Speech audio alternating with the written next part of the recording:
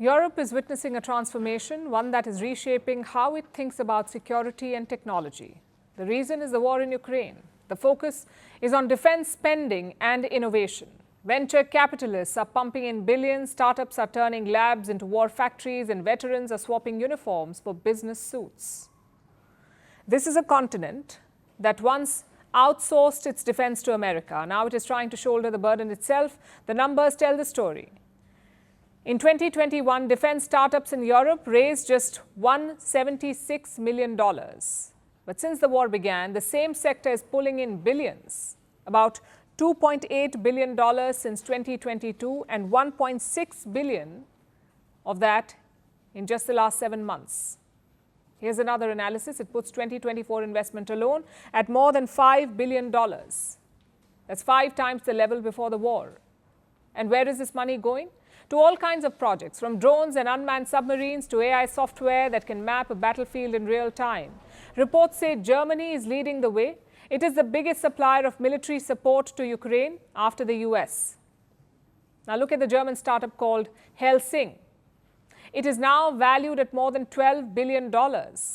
Same story in Britain. Defense companies there are expanding. Players like TechEver and Stark are building new factories.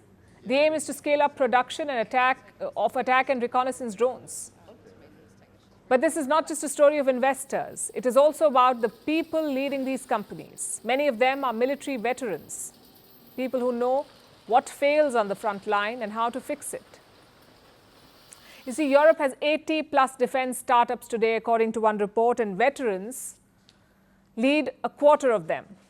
We are talking about companies like Quantum Systems in Germany, CybSafe in Britain, Frankenberg Technologies in Estonia, and Terminal Autonomy in Ukraine. They're all led by former soldiers. And this boom is also shaped by politics. Europe is deepening its support for Ukraine. Last week, President Macron of France announced a multinational force. More than 24 countries have pledged troops. They will be deployed in Ukraine after a peace deal whenever it comes. Such commitments are adding to the momentum. At the same time, pressure is rising from Washington. President Trump has threatened to cut funding. He does not want to support security programs in Europe, especially for countries bordering Russia. He wants NATO allies to foot the bill. And the result is this. NATO defense budgets are rising. Europe is paying for American weapons, and it's also investing in its own startups. For investors, this means a long-term pipeline of demand, a gold rush, if you will. For Europe, it means a crucial, dependable source of weapons. And make no mistake, this is not just about drones or investment figures. This is about Europe's survival. It marks a strategic shift where Europe, as I said, is shouldering the burden of its own security and relying less on the United States.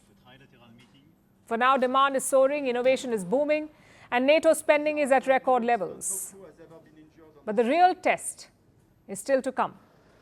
What happens when the urgency of war fades, when the headlines move on, and the pressure to innovate eases? Ukraine may have triggered the shift. The question is, can Europe turn a wartime surge into a long-term strategy? Or will this defense tech revolution end the moment the guns go silent?